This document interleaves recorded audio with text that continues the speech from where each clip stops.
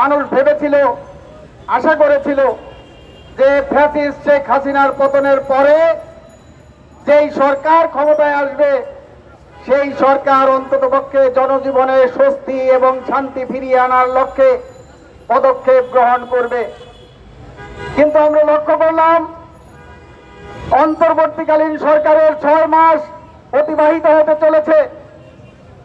এই 6 মাসে সরকার বাজার নিয়ন্ত্রণ করতে পারে নাই। দ্রব্যমূল্য মানুষের ক্রয় ক্ষমতায় নেই। বাজার সিন্ডিকেট তার বিরুদ্ধে একটিও ব্যবস্থা গ্রহণ করতে পারে নাই, যে কারণে সিন্ডিকেটের দৌরাত্ম্য সেটা বহাল তবিয়তে রয়েছে। মানুষের জীবনে নাবিশ্বাস উঠছে। সংগ্রামী বন্ধুগণ, আমরা লক্ষ্য করলাম এই অন্তর্বর্তীকালীন সরকার তার একজন উপদেষ্টা, বাণিজ্য উপদেষ্টা নিয়োগ করেছেন।